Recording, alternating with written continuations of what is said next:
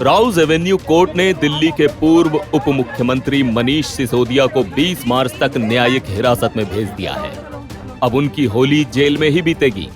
आम आदमी पार्टी के नेता की जमानत पर 10 मार्च को सुनवाई होनी है। आज सिसोदिया को तिहाड़ जेल भेजा जाएगा। इससे पहले जब आज सीबीआई ने पूर्व डिप्टी सीएम मनीष सिसोदिया को कोर्ट में पेश किया तो वो रास्ते में मुस्कुराते दिखे। कोर्ट परिसर में मीडिया का जमावड़ा था। जब उन्हें पेशी के लिए ले जाया जा रहा था तो उन्होंने मीडिया के सामने हाथ हिलाकर अभिवादन किया। आम आदमी पार्टी के नेता से दिल्ली की आबकारी नीति में कथित भ्रष्टाचार के मामले में पूछताछ की गई है। सीबीआई के वकील ने कहा कि इस समय हम आगे सीबीआई रिमांड नहीं चाहते हैं, लेकिन अगले 15 दिन में हम इस पर विचार करेंगे।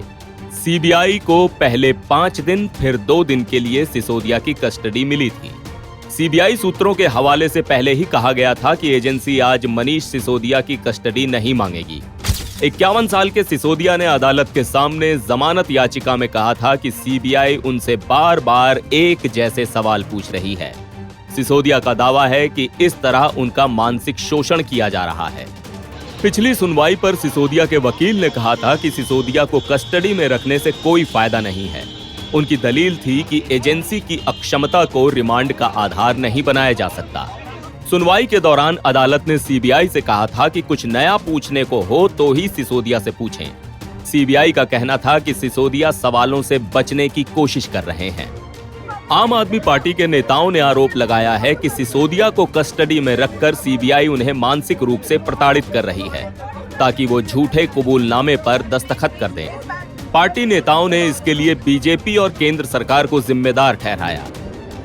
रविवार को आम आदमी पार्टी के मुख्य प्रवक्ता सौरभ भारद्वाज ने कहा कि सीबीआई तो पहले दिन से कह रही है कि हमारे पास सारे सबूत हैं, फिर अब सीबीआई इस तरह से झूठे सबूत गढ़ने की कोशिश क्यों कर रही है और कोर्ट में ये क्यों कह रही है कि उनके पास शराब नीति का कैबिनेट नोट तक नहीं है।